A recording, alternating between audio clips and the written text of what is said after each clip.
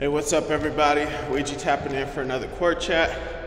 Today just want to kind of discuss the well. And when I say the well, it's your well of emotion, your pool of emotion, your realm of feeling, your plane of experiencing the world and how it impacts you mentally and emotionally. Discussing things with one of my associates at work. Shout out to Turtle. I know it's I know I talk a lot, but we're just discussing things that people go through in life. She's a little bit younger, and we've discussed kind of how life leads you down different paths for different reasons. So let's say young boys, especially from an ethnic community, might seek the streets. What they're looking for is respect because it's not coming from their household. They're being talked down to. Again, the feeling, the reason why children often leave their household is due to a lack of understanding and respect. It's all authority, very little understanding or acceptance. The boundary of being a friend or even relatable to the child is ignored in the face of being a parent, because I have to maintain authority over you as a parent, which is understandable, but sometimes those lines get blurred very quickly, especially with the lack of understanding. You might be trying to enforce it with authority, but if the child is doing things that is outside of the child's place in the realm of responsibility, that child is going to want a little bit more validation, want a little bit more appreciation, which shouldn't necessarily be a bad thing. I was brought up in a house, we were told love for sure, but it was kind of overshadowed by negative experiences. Was watching a video today discussing this, why we were so resilient because of the nature of our upbringing and discipline, where, words could hurt you, but the whooping would hurt a little bit more. So you got to choose between the two. I'll move on from these words just as long as I don't get the ass whooping, right? As unfortunate as that sounds, those are things that were done to maintain authority over the household, because I can still pull your card and whip you until a certain point, because that role might reverse at some point, and a lot of people aren't prepared to handle that. So again, the pool, not having your experience even validated. Matter of fact, we'll have it minimized and thrown back at your face. This is the other part about relationships, that aspect. Again, you left seeking these things. Again, for a woman, it might be a love and understanding from a man, because your parents don't understand how you're feeling emotionally, coming into adolescence, changes that are going through your body, the fact that you might need a little bit more space. You want to be rebellious because you want to experience your own life. But then if I'm trying to keep you safe from a world that's constantly trying to manipulate you, there's going to be a disconnect, and you might fall subject to something that you weren't intending to do. And then once that happens, man, I told you so's won't do it enough. Again, as I journey through an emotional well, so there was this concept back, in the 50s, 60s, 70s that, if a woman ended up pregnant at an early age, she might disappear for a year and show back on scene, but the parents have a new child, not the daughter.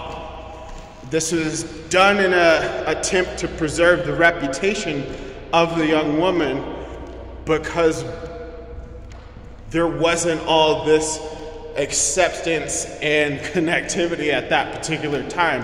That reputation meant something. But again, what is love? Who's taught what love is? For me, because of the nature of what being a man is, until I meet a woman that's like, hey, I want to fund your lifestyle and make sure that you're taken care of and provided for, love is a responsibility for me. I don't just get to kick back, relax, and enjoy my feet up. You know, and then that's a big responsibility. I literally want to protect you, keep you safe. But the emotional aspect of it, getting into little fights, having those resentments build, trying not to communicate because I know I'm going to say something I'm going to regret, but then eventually I'll let it out. And then once I let it out, you can't take those things back. But maybe you passively, aggressively did some kind of action that can't be taken back either. So we're picking at each other, playing these little games because the communication isn't there. But maybe it's there, but again, this well is so deep, what you're actually feeling could be so difficult to actually associate with mentally and then verbally articulate it.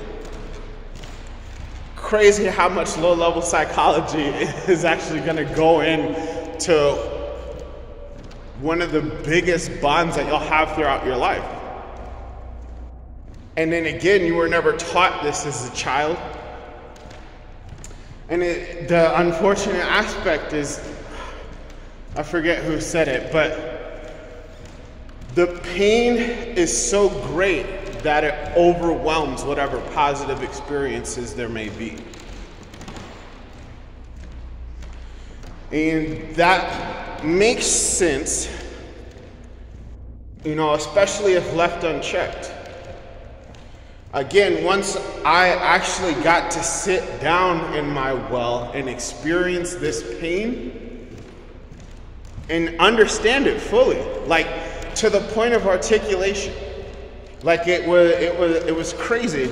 Again, you might have heard me say this before. I enjoy that experience now. It's almost like time travel. But I can disassociate with the pain. The memory of things are still there, but the pain is somewhat subsided. The understanding is kind of unfair, but with some of the things that are so far gone, bringing it back into alignment might be difficult because you have to tear down and rebuild a new belief system, essentially.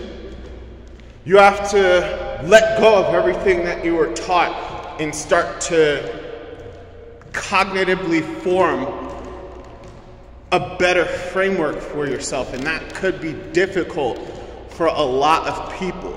Matter of fact, this is what growth is. The more that you grow and develop, the more other people that you've known might disassociate with you because you're not the person that you were. And who you are is going to be a reminder of who you are now is going to be a reminder of who they still are. And they're seeing you move away from them. And that's unfortunate. You know? So yeah, this well, these chips on the shoulder, this bit of anger, this lack of understanding, this lack of self-acceptance, because of how a parent's life might have gone and how that impacted you in the ways that were never discussed about it. Because they're trying to survive and grasp onto the best framework that they can have. Because who wants to think that they're a bad person? Who wants to wallow in the aspect that you could be a terrible person? Some people relish in it. And, you know, again, Voldemort's in Harry Potter. You know, but to be talked down to a point where it's damaging is very understandable. And you might not even understand what you're doing in the mix of it. Now, where I'm at now, I see it all the time. I see it all the time. It's crazy. Like again, Turtle, we discuss these things at work and like situations kind of pop up that resemble what we were just talking about. You know, and then again, it's when you're in the moments, let's say anxiety. There was a situation at work where a little bit of anxiety came into play because I know the communication is already compromised. So you have to have a third party for your and my safety to prevent misunderstanding until we get back on track. And that's fair, that's understandable. While the other party might feel some type of way about it, it is what it is for now. You know, so like this well, man, what it actually takes to experience this well, because this is the thing it's your fight or flight, it's the thing that's gonna give you courage, it's the thing that's gonna kind of guide you throughout your life. Make sure that you're heading on the right path. If you're feeling really bad, you're coping with things because you're not addressing the root cause, but that might hurt. Because the root cause could be mad, could be anger or disappointment from somebody that you care about, but you're not in control of their thoughts, feelings, and actions. The disconnect that I see happen in a lot of relationships, again, low-level psychology of the emotional experience, letting somebody vent without taking it personally. Who's trained to be a therapist out in the real world? You know, that saying, hit dog holler, hit dogs holler. Again, talked about an experience with family in a group chat. You know, when I see things going off now, I don't see necessarily anger, I see pain and a safe place to express it. When the situation's going at work, I see frustration and safe targets to hit because they're not going after certain people. That's what you usually do.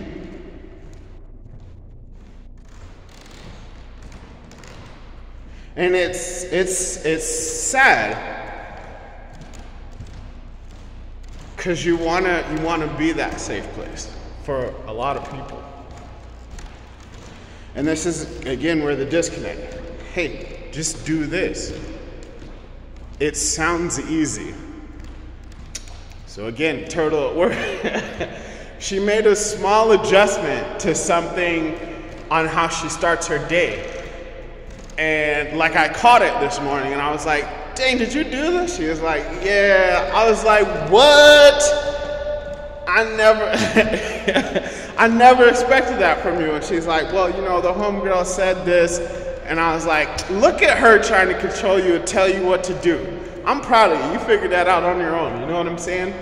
So it's a super small thing, but it's such a big deal on how the day starts because of how it uncongests situations. And she was told to do it. She might have been given the hint, but until she decides to do it, to keep reminding and telling might not be the best aspect.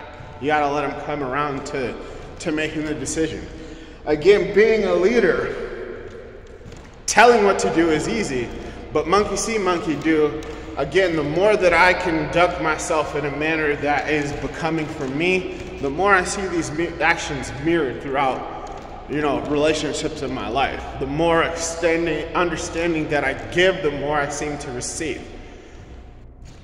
It sounds really weird in basic concepts, but it's on a different level because the playing ground that I used to engage in, there were rather large consequences. So you have to stand on what I say. There's no margin for error.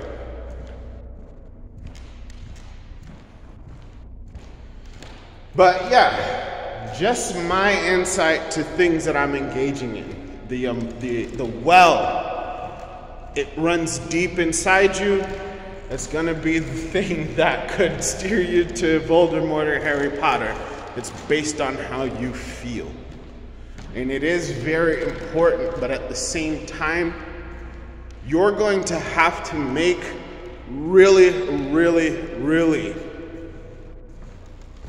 harsh, potentially swift, and necessary judgments despite how you feel. One of the biggest things that people do is run from the field. That's the worst aspect. And then it's the responsibility of another party.